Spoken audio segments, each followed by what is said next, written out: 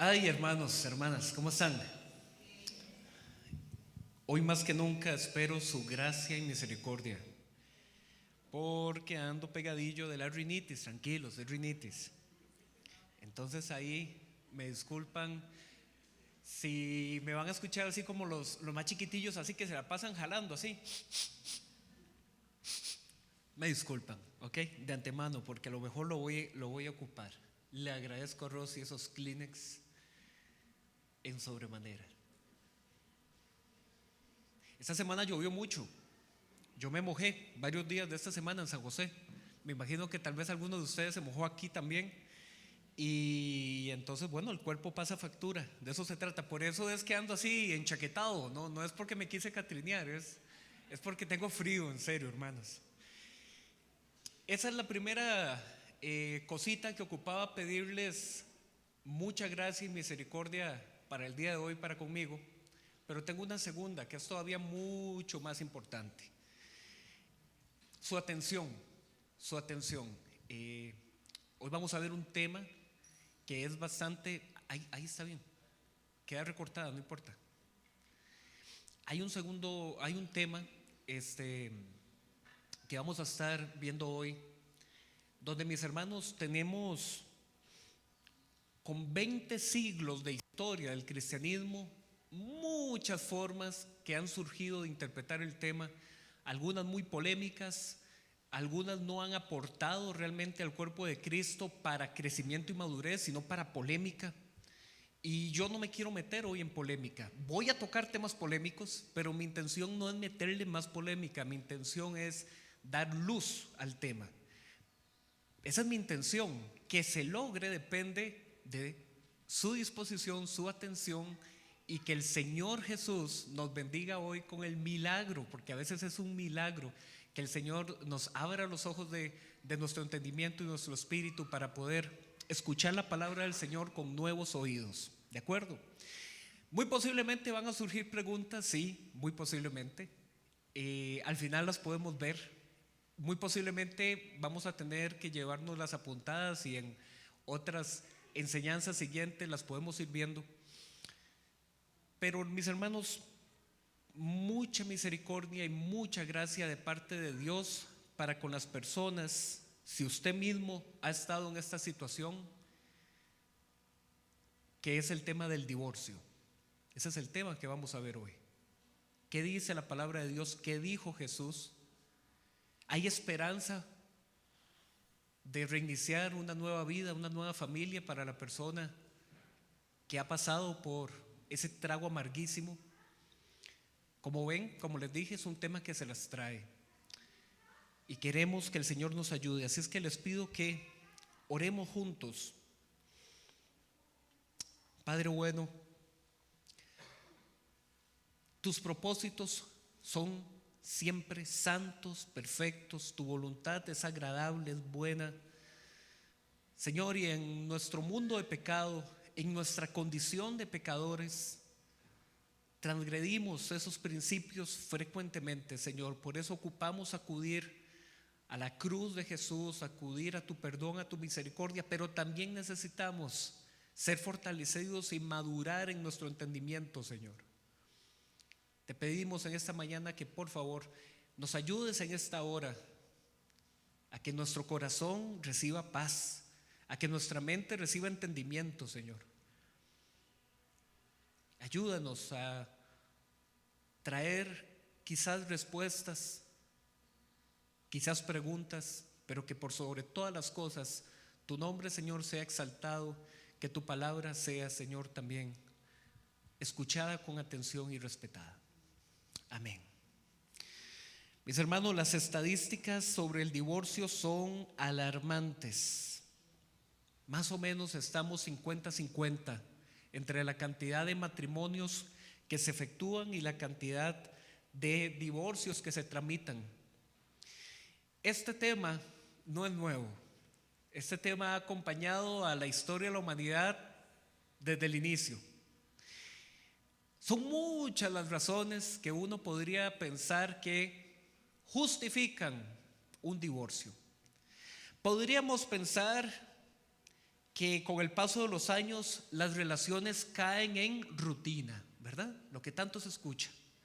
Podríamos pensar que con el paso del tiempo el cónyuge, el uno con el otro, puede cansarse. Ustedes tal vez, no sé si han pasado por esa situación tan fea que es que alguien te caiga mal porque sí. Pero mira, pero ¿qué te ha hecho? ¿Qué te hizo? ¿Qué te dijo? No, es que me cae mal. Lastimosamente esas cosas que pasan en medio de la convivencia humana, que usted dice, no, es que vea, no me gusta lo que dice y no me gusta cuando está callado, no me gustan los chistes, no, me cae mal, no me llevo. Y cuando ese tipo de relaciones son con un tercero, usted dice, pues me tomo distancia. Si es un compañero de trabajo, si es un vecino, me tomo una distancia. Si es el esposo o si es la esposa, si es un hijo, rutina, cansancio, me cae mal. Otras pasiones. No, mira, es que ya no me enciende la chispa el esposo o la esposa. Pero sí la vecina, la compañera de trabajo, la que me topé en la esquina. ¿La del qué? La del Face. Uy, uy, uy. La lista sigue, por decir algunas. Quizás ninguna de las anteriores cumple, pero mira, vieras que las dificultades económicas. Es que este esposo mío es un mayordomo, pero fatal. 5 que entra y ya está gastado 3 veces. Yo no puedo seguir viviendo así. Dificultades económicas o mayordomía del hogar. Se da lo contrario. No, mira, es que yo soy un proveedor de la casa, pero ¿qué va esta mujer? Mira, gasta y desgasta y me arruina todo. La mayordomía del hogar, ¿qué pasó? ¿Qué fue aquello? Y la lista sigue. Incompatibilidad, esta es de mis favoritas. Oye, qué palabrilla más rebuscada. Incompatibilidad. Es buena madre, sí. Es buena esposa, sí. Pero ¿y entonces qué pasó? No, es que ya no. Mis hermanos, mis hermanas, la lista sigue y pueden ser muchas las causas, las razones por las que digamos de alguna forma muy en mi inconsciente estoy intentando justificar el adulterio, la infidelidad. Mis hermanos, el matrimonio es un pacto y por eso le he titulado a esta enseñanza: lo que Dios ha unido, que no lo separe el hombre. El matrimonio, mis hermanos, refleja, dice Efesios capítulo 5, que el matrimonio humano, la unión de esposo y esposa, refleja como un misterio la relación entre Cristo y la iglesia. Vean qué cosa más preciosa, pero qué responsabilidad más grande lo que es ante una nube de testigos decir: acepto en las buenas y en las malas, en la salud y en la enfermedad. Los fariseos tenían que lidiar con este tema. No solo los fariseos, los romanos, los egipcios, los griegos. Nos vamos a centrar en los fariseos porque es lo que la Biblia nos muestra que llegaron a hacerle polémica a Jesús. Los fariseos tenían tradiciones. De hecho, que Jesús les critica a ellos, que ellos ponían sus tradiciones por encima de la ley de Dios y que con eso invalidaban todo. Ellos tenían ciertas tradiciones y ciertas formas de gestionar lo que es relacionado con el divorcio. La gran polémica que existía en el pueblo judío no era si el divorcio se podía o no se podía dar.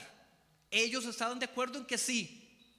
La gran polémica era las causas que podían desencadenar a que un esposo, no la esposa, un esposo dijera: le doy carta de divorcio.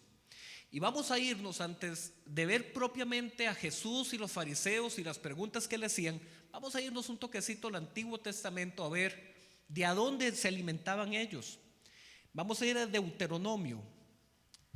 Antiguo Testamento, quinto libro de la Biblia, Deuteronomio.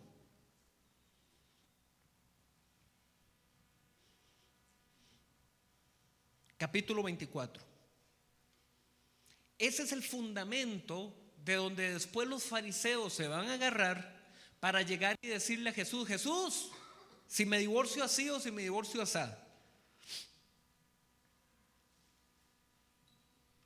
Deuteronomio, quinto libro de la Biblia, hasta el principio, capítulo 24. Es muy importante. Hoy vamos a andar relativamente por pocos versículos,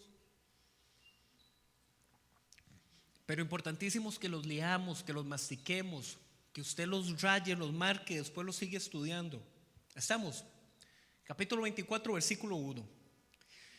Deuteronomio es un resumen de la enseñanza de la ley para una generación nueva.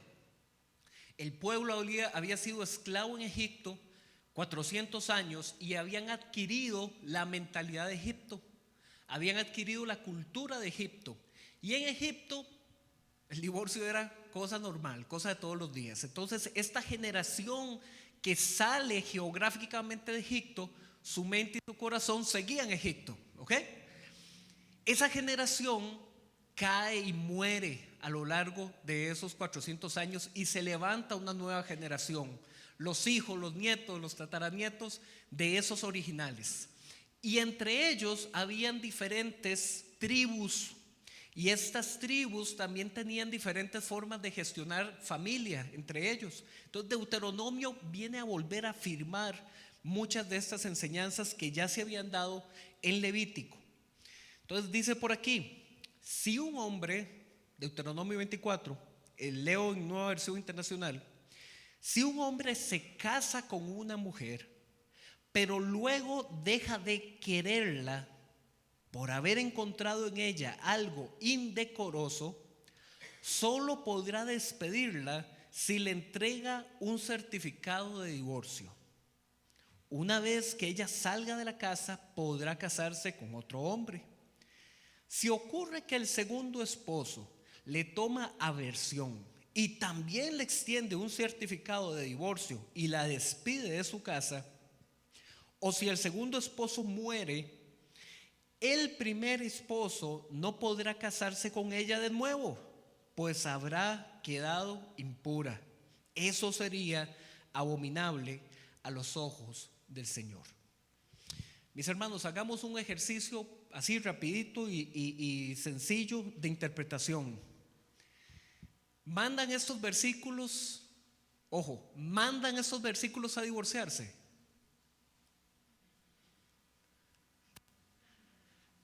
Sí, no, más o menos.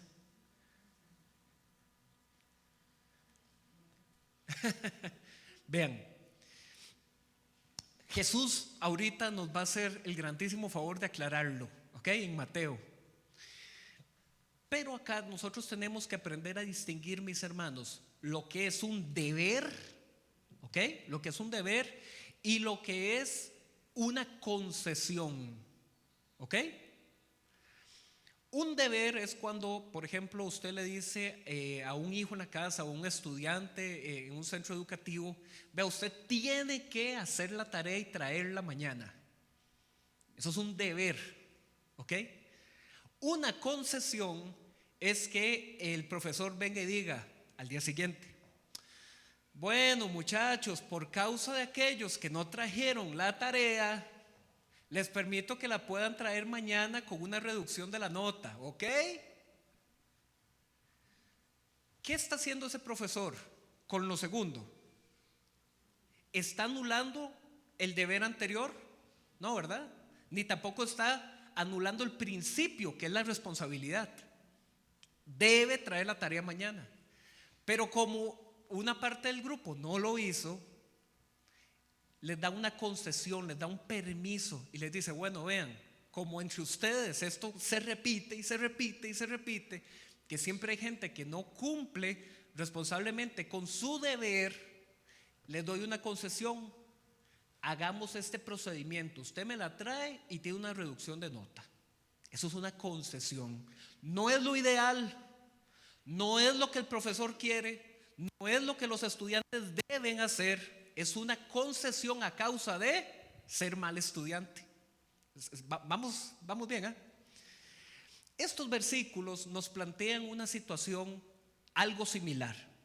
Estos versículos nos plantean que hay casos en el pueblo de esa época en que se estaban dando divorcios a la ligera, porque ya no la quiero. Vean lo que dice el versículo 1, ¿eh? Si un hombre se casa con una mujer, pero luego deja de quererla, no, es que ya no la quiero, quiero otra. Moisés pone entonces una concesión de regulación y le dice: no, suave, suave. Usted no puede nada más llegar un día a despertar y decirle a la pareja: chao, usted váyase, pero ¿y mis hijos? Váyase. ¿Cuáles mis hijos? Las propiedades son mías. Recuerden, estamos en un contexto patriarcal. Entonces Moisés dice: si ya definitivamente eso se va a dar, dele una carta, dele un documento. ¿Qué hacía este mandato o esta concesión? Disculpen, ¿qué hacía esta concesión con la mujer? Protegerla,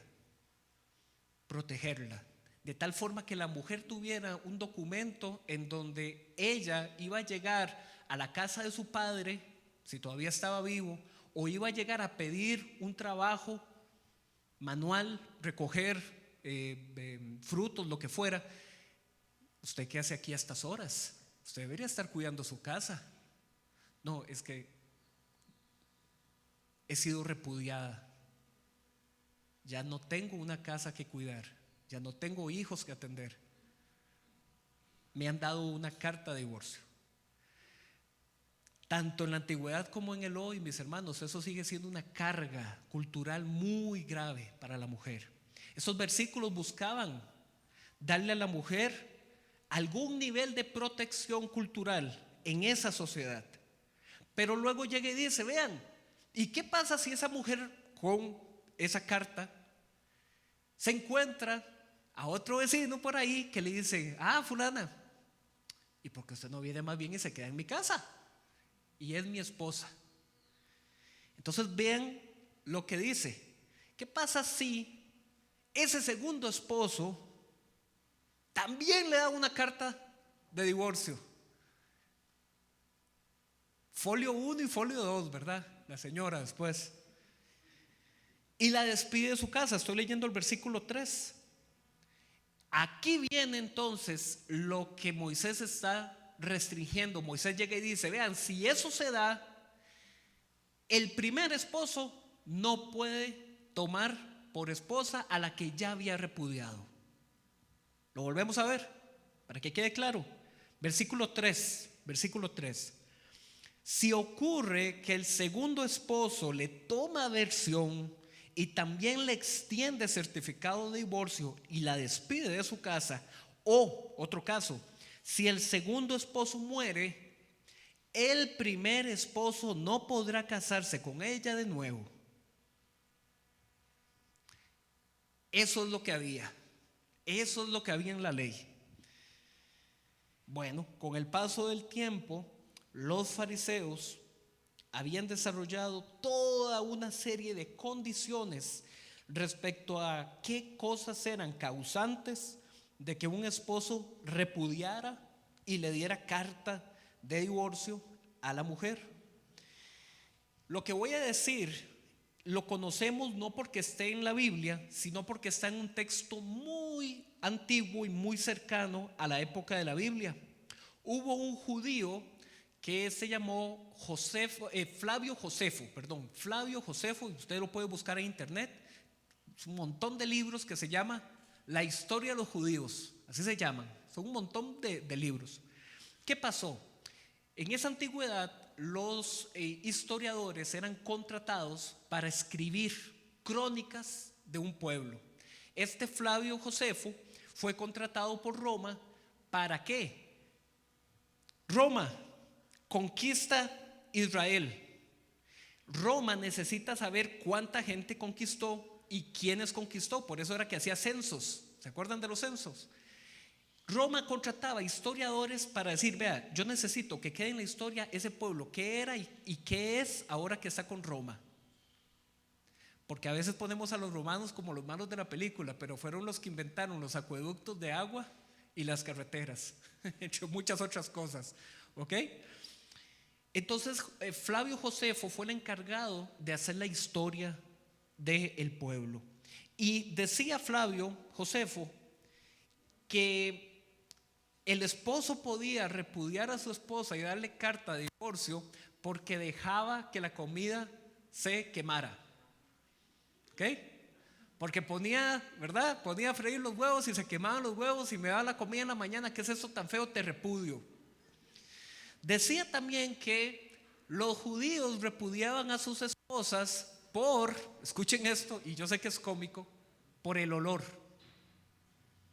Ya sea aliento, sudor o fluidos menstruales. Que si me huele feo, despedida. Dice también que, y quizás este no va a hacer tanta gracia, por ponerse vieja, por encontrar, bueno, Josefo lo dice más bonito. Josefo dice, cuando el brillo de sus ojos ha decaído. Usted puede traducir qué significa eso. Dice también que por ser estéril, ¿verdad? Y viene un montón de condiciones donde entonces ellos daban libremente carta de divorcio. Vámonos a Mateo capítulo 5, Sermón del Monte, que es lo que hemos venido estudiando. Ahora sí, vamos a ver. Ya tenemos claro lo que había en la cabeza del pueblo, Deuteronomio. Pero a los fariseos les encantaba torcer la escritura, usar la conveniencia, a conveniencia de ellos, claro. A veces por conveniencia ellos hacían más estricta la ley y a veces por conveniencia hacían la ley más floja, más fácil. Mateo capítulo 5, versículo 31. Estamos en el Sermón del Monte.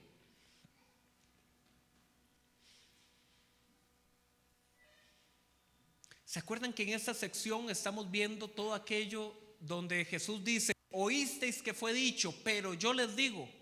Aquí viene una de estas. Estamos, Mateo 5:31. Se ha dicho, el que repudia a su esposa debe darle certificado de divorcio. ¿Ok? Eso fue lo que ya vimos en Deuteronomio. Pero yo les digo que, excepto en caso de inmoralidad sexual, todo el que se divorcia de su esposa la induce a cometer adulterio, y el que se casa con la divorciada comete adulterio también. Pregunta: ¿qué dice en Biblias diferente a la que yo acabo de leer en vez de inmoralidad sexual?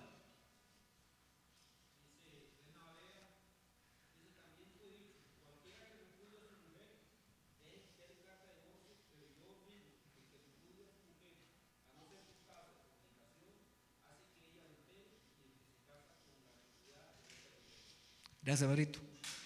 Reina Valera dice fornicación. ¿Qué dice la tuya? Infidelidad conyugal. La que yo leí dice inmoralidad sexual. Como que no hay consenso entre los traductores. Como que sí, como que no, como que nos da una idea. Mis hermanos, este versículo ha sido muy polémico. Por eso les decía anteriormente, muy polémico. Porque entonces caemos los estudiosos de la Biblia del siglo XXI en algo muy parecido a lo que caían los fariseos en la época de Jesús. Nos rompemos la cabeza intentando descifrar cuál es la excepción que Jesús dio. Porque ven que Jesús parece que da una excepción, ¿no? No se divorcien excepto por, y ahí viene la palabra que hemos visto diferentes traducciones. En el idioma original es una palabra que se las trae y que ustedes me han escuchado mucho hablar de ella y voy a seguir hablando de ella mucho porque se las trae. Es una palabra que se escribe porneia, ¿ok? Porneia, así como suena. Y suele traducirse a veces como fornicación o prostitución, porque en la primera parte de esa palabra, pornes, significa prostituta, ¿ok? Significa prostituta. Cuando se traduce por fornicación, esa traducción tiene un problema. ¿Por qué? Porque estamos en estos versículos hablando de la pareja casada. Y lo más apropiado sería decir adulterio, no fornicación. Porque la fornicación está vinculada en la Biblia a la soltería. ¿Ok? Primer dificultad. Pero es un problema de traducción, no de la palabra original. La palabra original porneia, que se traduce en Nueva Versión Internacional como inmoralidad sexual, y es una buena traducción, también la de infidelidad conyugal, porque vea que dice infidelidad conyugal, no dice cómo. Así como inmoralidad sexual no dice cómo. ¿Qué es inmoralidad sexual? Hay muchas formas. Eso es porneia. Eso es porneia. Este versículo ha causado problemas porque entonces muchos estudiosos han dicho dónde se cruza la línea de decir es que mi cónyuge está en esa inmoralidad, que no necesariamente es el acto del adulterio como tal. Más adelante voy a retomar ese tema. No quiero llover sobre mojado ahí ni dar mucha vuelta, pero nada más tenga en cuenta que esa palabra porneia, que se traduce como fornicación, como inmoralidad, como adulterio, ha dado problemas en los siglos de interpretación bíblica. Dos aspectos son muy importantes aquí tener en cuenta. El primero, que Jesús está indicando que la vida después del divorcio o un segundo divorcio, dice, es cometer adulterio, tanto para quien quedó en la casa como para el que salió de la casa. Este tema, disculpen, este tema a Jesús se lo volvieron a preguntar más adelante, también los fariseos, y Jesús lo explicó con más detalle. Vamos a verlo. Mateo capítulo 19. Vamos más adelante. Mateo capítulo 19.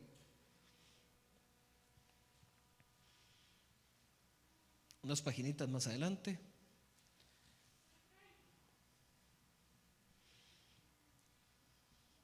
Los fariseos eran tremendos, mis hermanos. Se parecen mucho a los evangélicos. Tremendos eran. Porque, ¿ustedes se acuerdan de Juan el Bautista? ¿Por qué fue que a Juan el Bautista le cortaron la cabeza? ¿Por ser profeta? No, ¿verdad? ¿Por qué? ¿Quién se acuerda?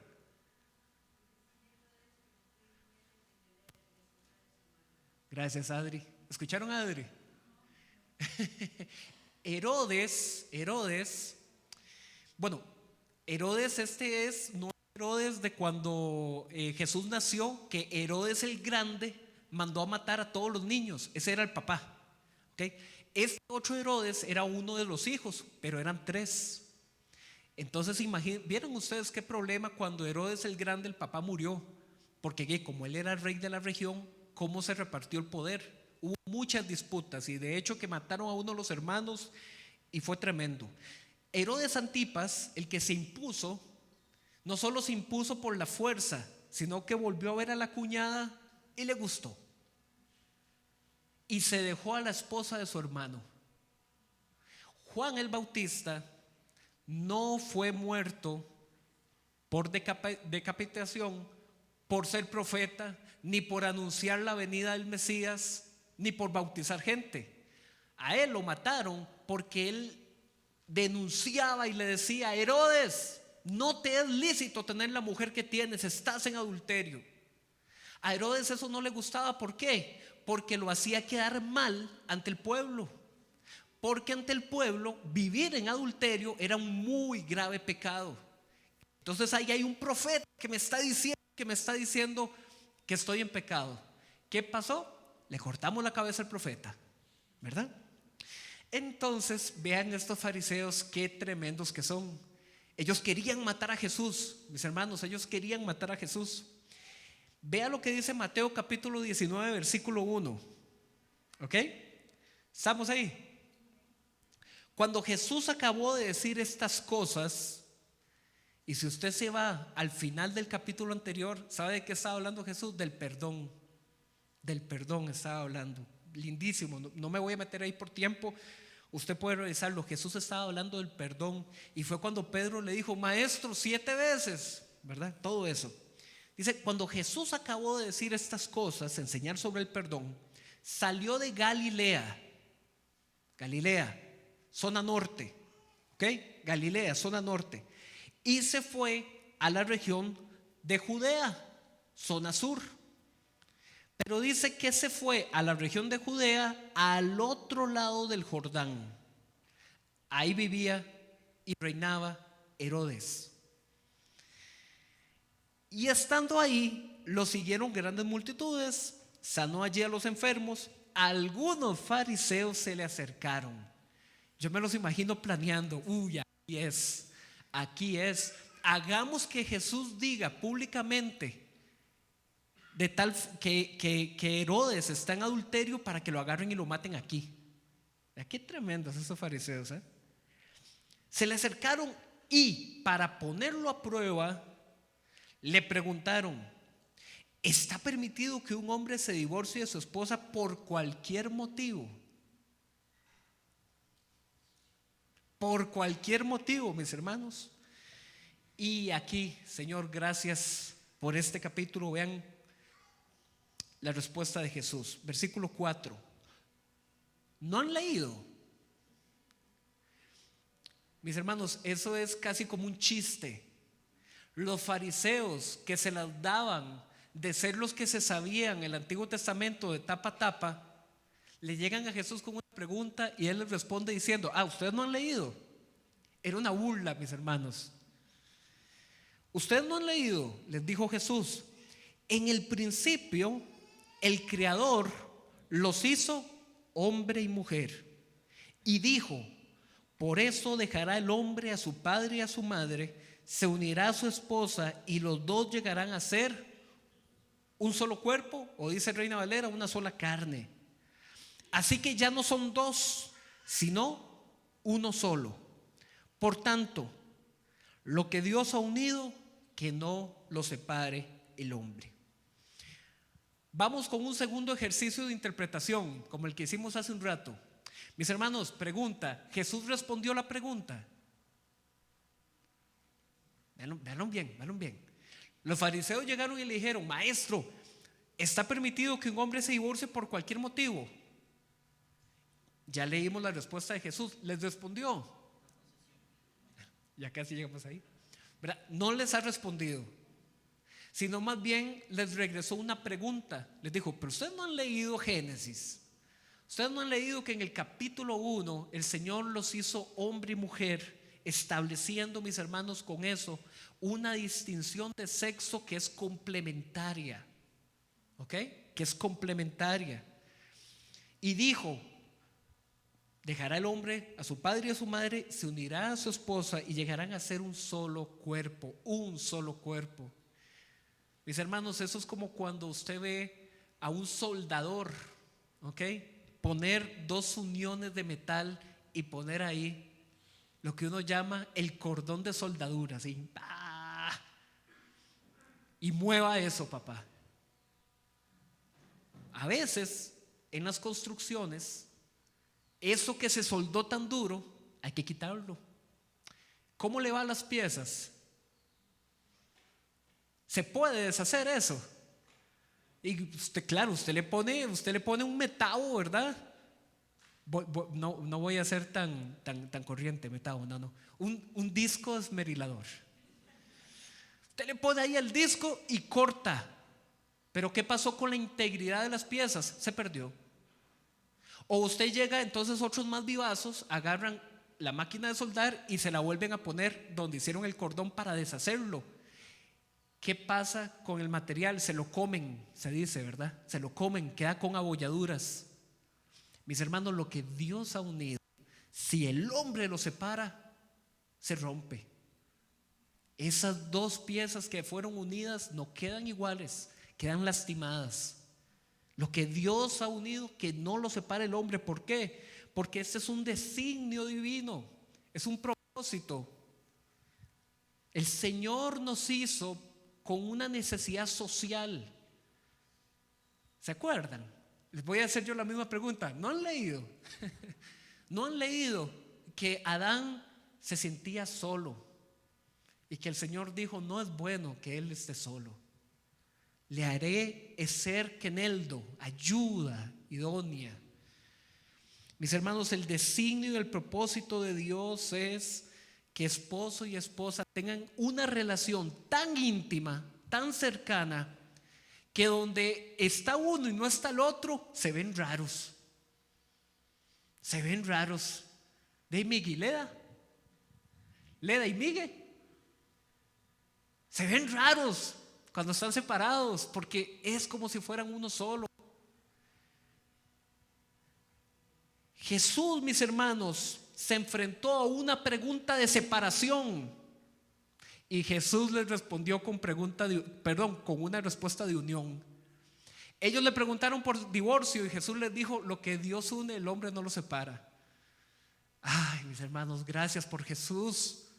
Gracias por Jesús, porque Jesús no cae en el juego, nosotros sí.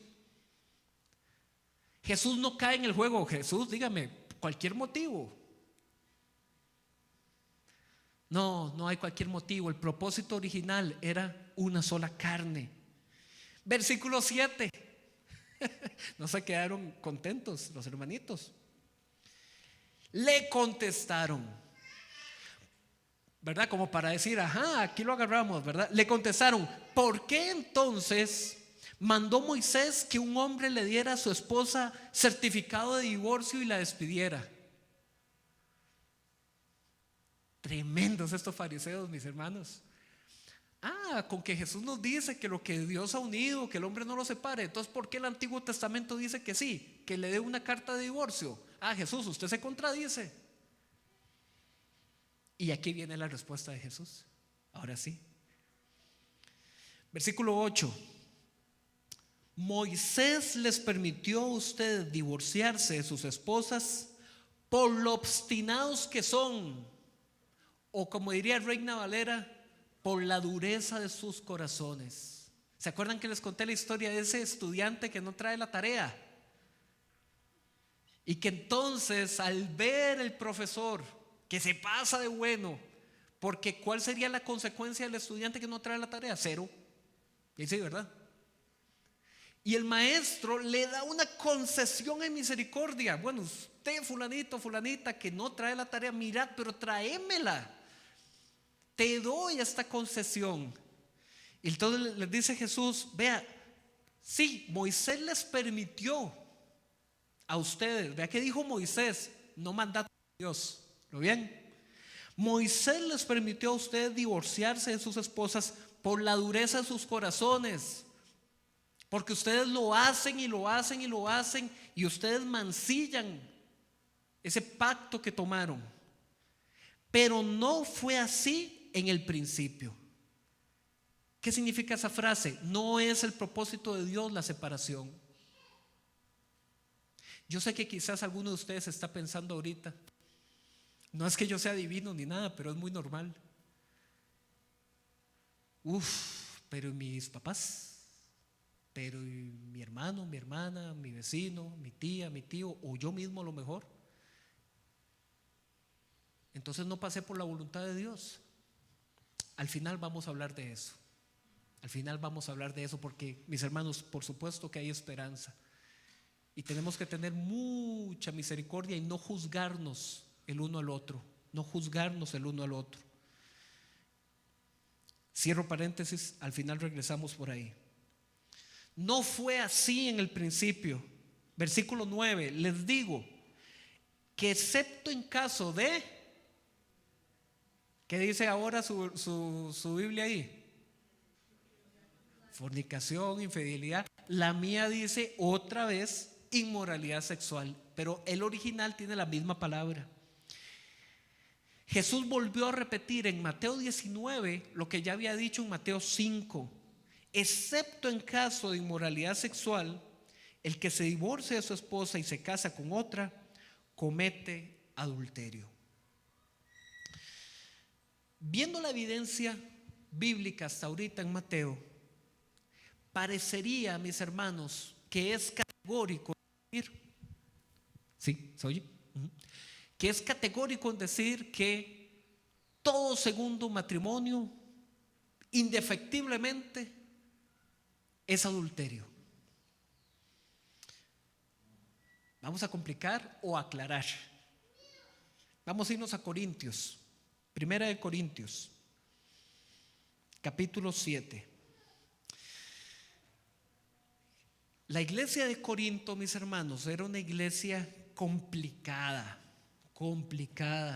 Si usted lee desde el principio esa carta, nomás en el capítulo 1, Pablo está enfrentando una situación que había separación entre ellos. Unos decían yo soy de Pablo, otros decían yo soy de Apolos, y otros poquitos por allá decían yo soy de Cristo. Estaban separados los hermanos.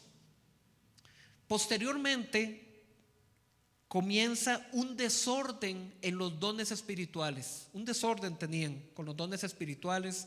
Los ejercían en desorden, sin una apropiada edificación de la iglesia. Llega un momento en el que Pablo les dice: señores, entre ustedes hay un pecado que aún entre los gentiles es escandaloso. Un hijo tomó a su madre de esposa y ustedes lo permiten. Eso está en 1 Corintios capítulo 5. Es una iglesia complicada. Y esta iglesia le había mandado una carta a Pablo con un montón de problemas y preguntas. ¿Ok? Pablo estaba en la cárcel. Entonces Pablo en la cárcel comienza a contestar estas preguntas. 1 Corintios capítulo 7. ¿Ok? Vámonos ahí, muy importante. Voy a leer todo el capítulo.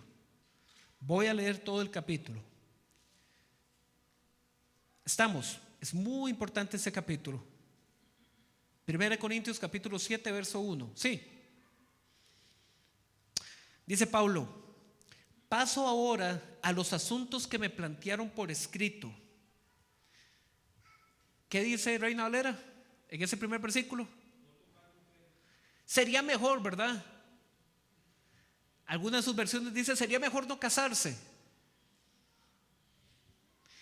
Dice Nueva Versión Internacional, sería mejor no tener relaciones sexuales. Mis hermanos, ¿cómo es que un grupo de seres humanos en esa iglesia se organizó para mandarle a Pablo a decir: Pablo, valídenos que mejor no vamos a tener ningún tipo de relación? ¿Cómo es que alguien llega a ese tipo de ideas? Mis hermanos, porque Pablo les había anunciado a ellos, Pablo que había fundado esa iglesia, les había anunciado que Cristo viene. De hecho, que en esa carta es donde surge la frase Maranata, que significa Cristo viene. Ellos habían recibido del apóstol Pablo que Cristo venía en cualquier momento. ¿Y qué creen que pasó? Dejaron de trabajar y dejaron de considerar establecer familias. Pues si Cristo viene en cualquier momento, ¿yo para qué me caso? Si Cristo viene en cualquier momento, ¿para qué cosechar esta cosecha que tengo que cuidar por 5 meses y después recoger el fruto y guardarlo en un granero? ¿Para qué? Si Cristo viene. Y ellos entonces habían dicho: y Pablo, siendo así la cosa, yo mejor ni me caso. Versículo 2. Pero en vista de tanta inmoralidad, cada hombre debe tener su propia esposa y cada mujer su propio esposo. El hombre debe cumplir su deber conyugal con su esposa e igualmente la mujer con su esposo. La mujer ya no tiene derecho sobre su propio cuerpo, sino su esposo. Tampoco el hombre tiene derecho sobre su propio cuerpo, sino su esposa. No se nieguen el uno al otro, a no ser de común acuerdo y solo por un tiempo para dedicarse a la oración. No tarden en volver a unirse nuevamente, de lo contrario, pueden caer en tentación de Satanás por falta de dominio propio. Ahora bien, esto lo digo como una concesión y no como una orden. ¿Se acuerdan lo que Moisés hizo? Que Jesús dijo, vean, Moisés lo que hizo, lo hizo como una concesión por la dureza de sus corazones. Pablo aquí está diciendo, vean, esto lo voy a enseñar como una concesión por la inmoralidad entre ustedes. En realidad, versículo 7, preferiría que todos fueran como yo. Pablo no tenía pareja. ¿Por qué? Porque Pablo era misionero. Ustedes han visto en el libro de Hechos la vida de Pablo. Dormía donde fuera y a veces en la cárcel. Se montaba a un barco, naufragio. Lo apedreaban, lo linchaban. Pablo no tenía pareja, no tenía familia, porque Pablo era un misionero que tenía un propósito de vida, llevar el evangelio por toda esa región. Él no tenía tiempo para decirse, voy a quedarme aquí 15 años a ver crecer a mis hijos. No, el propósito de Pablo, ¿ok? Entonces dice, vean, yo preferiría que todos fueran como yo. No obstante, cada uno tiene su propio don de Dios. Este posee uno, aquel otro.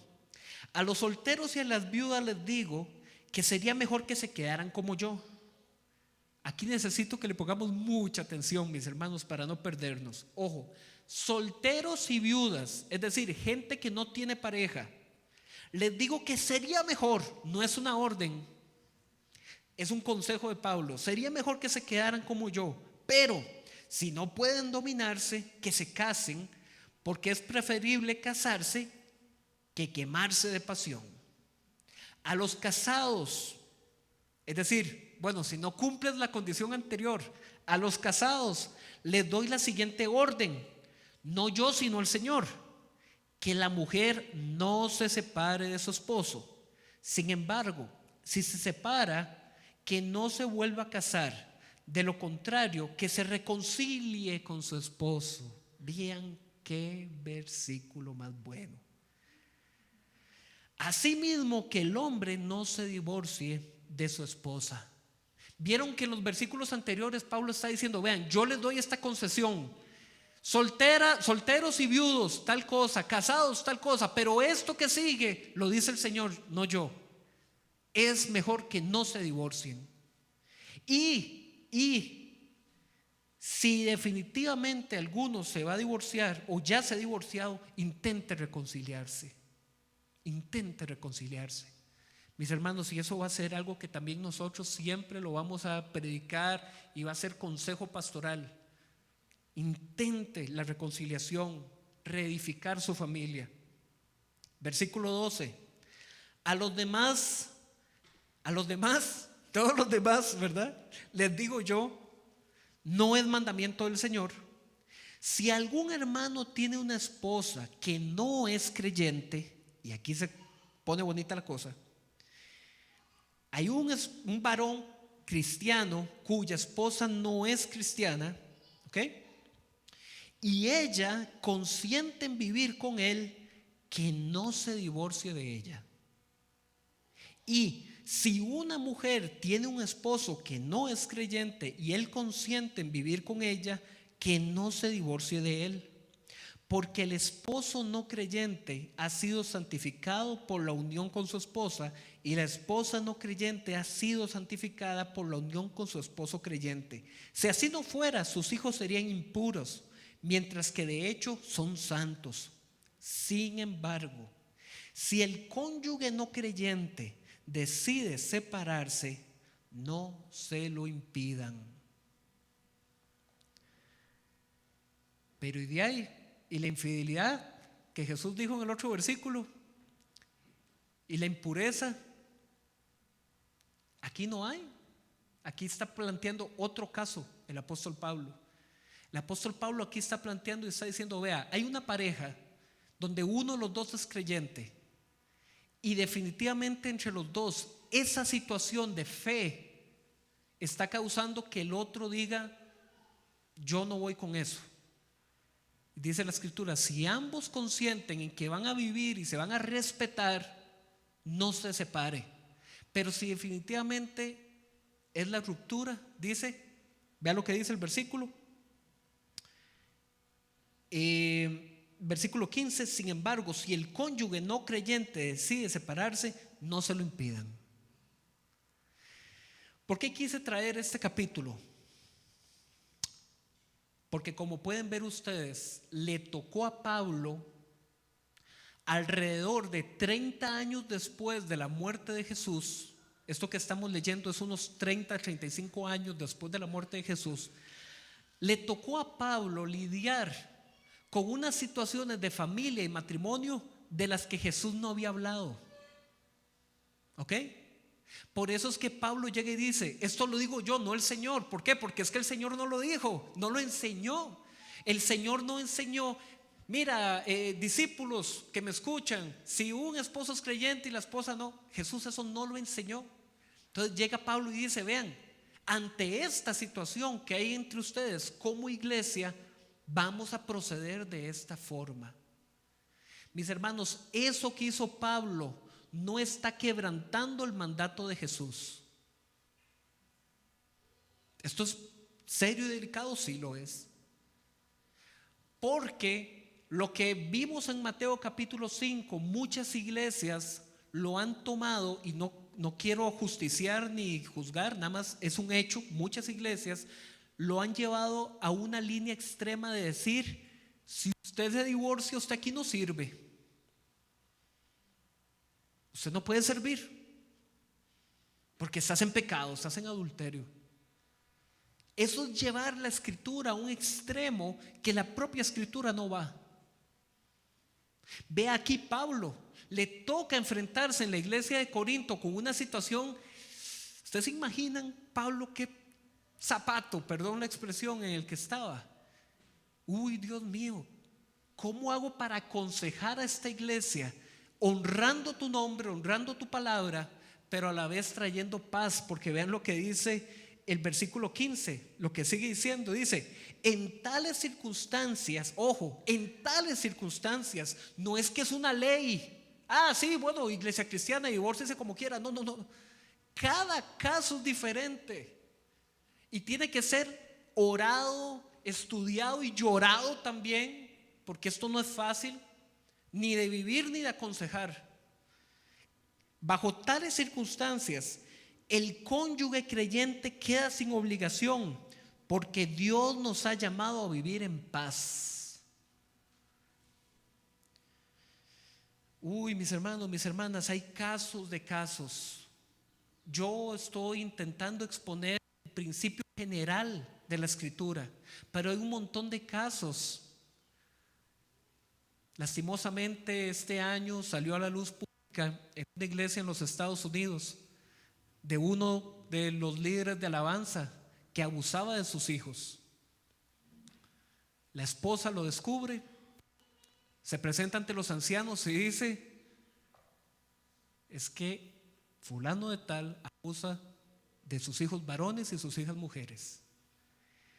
Lastimosamente, la decisión que tomó esa iglesia fue muy desacertada, mis hermanos, porque le echaron la culpa a ella y le dijeron que si su esposo estaba incurriendo en ese tipo de casos era porque ella lo había desatendido. La mujer, imagínense cómo salió de ahí.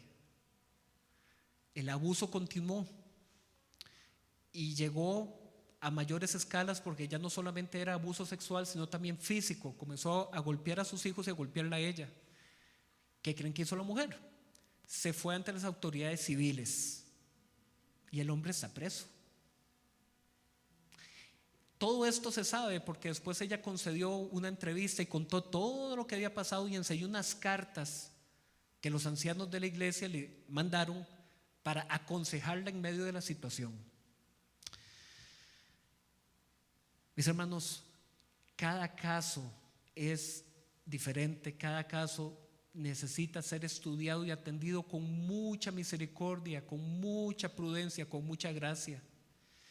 ¿Qué hacer cuando nos encontramos casos donde la separación protege a la esposa y a los hijos más bien de abusos mayores? Alguno podría romperse las vestiduras y decir: se están metiendo en cosas que la Biblia no toca. Sí, así como a Pablo le tocó con la iglesia de Corinto meterse en un caso donde la Biblia no tenía un versículo exacto. Enséñame el versículo en que te basas para eso. No lo hay siempre. No siempre hay un versículo. Usted en la Biblia no va a encontrar: no te drogarás. Como en algún momento me tocó con algún estudiante que me dijo: profe, enséñeme dónde dice la Biblia que no hay que fumar, y yo le creo. Así me dijo, ¿quién? Hermanitico, Si usted necesita siempre tener un versículo para entonces, bueno, sí, no. Fariseísmo. Mis hermanos, hay muchos casos donde la relación de familia, la relación de pareja, va a llegar un momento de ruptura. Y vamos a llorar, y vamos a interceder, y vamos a decir: Señor, ¿cuál es tu voluntad en este caso? Ayúdanos a discernir. Ayúdanos a discernir cuándo hay que decirle a esta familia, por doloroso que sea, busquen la restauración y el perdón. ¿Qué? No, que se separen ya. No es una receta. No es una receta. Pero de algo sí, la palabra nos enseña y nos enseña, mis hermanos, mis hermanas, que el matrimonio es un don de Dios, es gracia, es un regalo, y hay que protegerlo y tenemos que defenderlo. Cada vez más el matrimonio es visto como una tradición. No, mis hermanos, el matrimonio es un pacto que hacemos ante testigos y ante Dios, y eso hay que honrarlo. En las buenas y en las malas, en la salud y en la enfermedad, el que ocupe que pase al frente.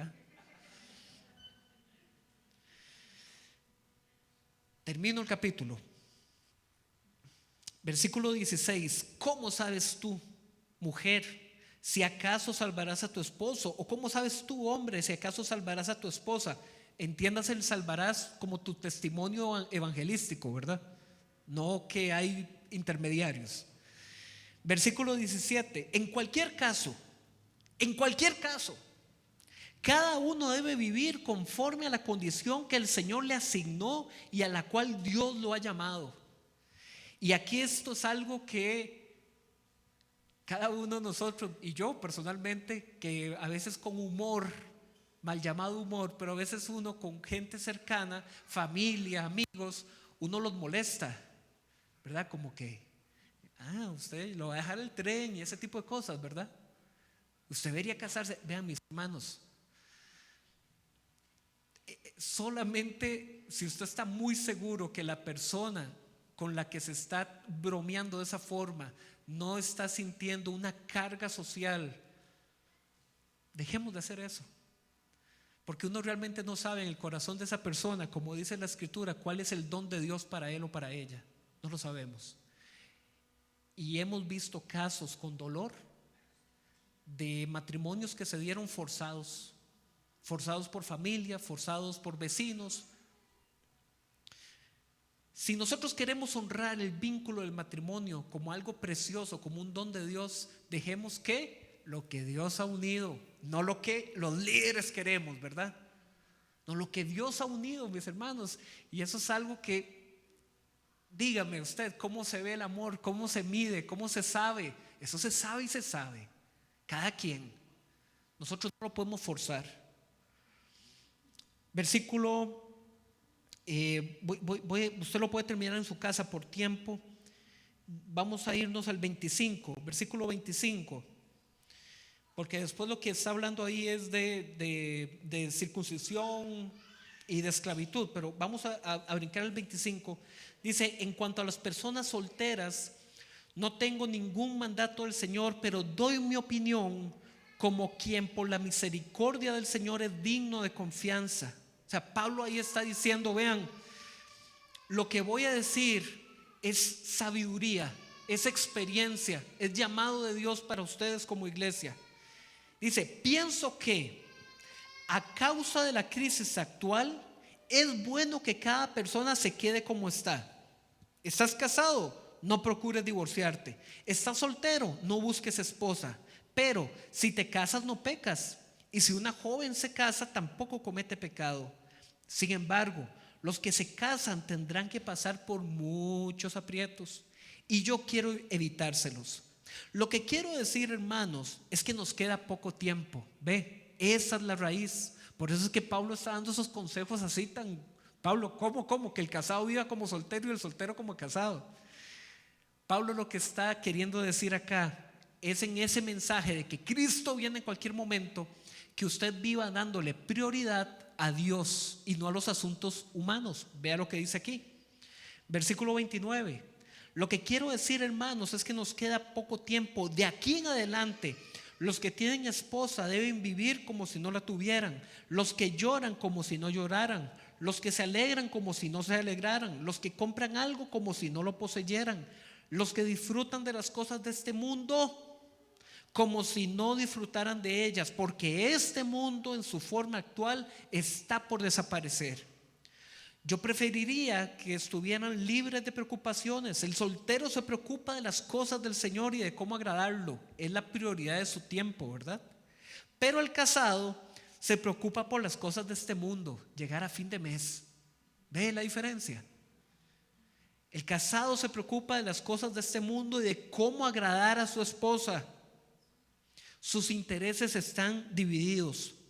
La mujer no casada, lo mismo que la joven soltera, se preocupa de las cosas del Señor, se afana por consagrarse al Señor, tanto en cuerpo como en espíritu. Pero la casada se preocupa de las cosas de este mundo, de su casa, de su trabajo y de cómo agradar a su esposo. Les digo esto por su propio bien, no para ponerles restricciones, sino para que vivan con decoro y plenamente dedicados al Señor. Si alguno piensa que no está tratando a su prometida, es decir, a una hija joven que ya tiene en promesa de matrimonio, como es debido, y ella ha llegado ya a su madurez, por lo cual él se siente obligado a casarse, que lo haga. Con eso no peca, que se casen. Pero el que se mantiene firme en su propósito y no está dominado por sus impulsos, sino que domina su propia voluntad y ha resuelto no casarse con su prometida, también hace bien. De modo que el que se casa con su prometida hace bien, pero el que no se casa, mejor, dice Pablo. La mujer está ligada a su esposo mientras él vive, pero si el esposo muere, ella queda libre para casarse con quien quiera, con tal de que sea en el Señor. Solo eso nos daría para otra prédica, ¿verdad, Chi? Solo eso. Está libre para casarse con quien quiera, con tal de que sea en el Señor. Les voy a resumir una prédica en 30 segundos. No vuelvan a cometer los errores del pasado. Si van a rehacer su vida, hagámoslo en el Señor. ¿Ok? Amén. En mi opinión, ella será más feliz si no se casa, y creo que yo también tengo el Espíritu de Dios, dice Pablo. Pablo, mis hermanos, estaba en una situación donde él estaba predicando que Jesús venía, y entonces decía: vean, si pueden no casarse está bien, si quiere casarse está bien, pero por sobre todas las cosas honre a Dios y dele a Él la prioridad. Mis hermanos, para concluir, hay asuntos prácticos en medio de todo este tema que nos serían muy difícil de abarcar por completo. Por ejemplo, les dejo uno. Lo que leímos coloca el escenario en que uno de los cónyuges es infiel y el otro fue víctima de la infidelidad, y que por lo tanto el divorcio quedaría legitimado porque se quebrantó ese mandato, ¿cierto? Y bueno, ¿y qué pasaría si los dos cónyuges de manera simultánea el uno al otro está siendo infiel? Ahí no hay víctimas, solo culpables, entre comillas, ¿verdad? ¿Y qué hacemos en ese caso? ¿Ven a dónde quiero llegar? Los asuntos prácticos que se derivan de este tema son muy amplios y hay multitud de ejemplos que a lo mejor usted conoce porque los ha visto, que por sobre todas las cosas lo que debemos actuar es lo siguiente, mis hermanos. No nos juzguemos, no nos juzguemos. Si alguien de nuestro entorno, si algún familiar o nosotros mismos hemos pasado por esta situación, no nos juzguemos más allá de lo que ya la situación ha sido fuerte y dura. Juan capítulo 4, el Evangelio de Juan capítulo 4, no voy a ir ahí por tiempo, pero vean la esperanza que tenemos en Cristo Jesús. En Juan capítulo 4, Jesús se encuentra con la mujer samaritana. Y cuando se encuentra con la mujer samaritana que estaba recogiendo agua a una hora del día inapropiada, estaba al mediodía, Jesús se encuentra con esta mujer y le dice: 5 esposos has tenido y con quien vives ahorita no estás casada. Y mis hermanos, a esa mujer que la sociedad la empujaba a ese tipo de cosas, que la sociedad de su momento ya la tenía como plato de quinta mesa, Jesús la visita con el Evangelio. Y a esa mujer Jesús le dice: yo te daré agua de vida, agua que salta para salvación. Mis hermanos, esa mujer se convirtió en la evangelista de su pueblo. Jesús le dijo: ve a los tuyos y háblales de estas cosas. Jesús no se quedó en que esta es una adúltera 5 veces.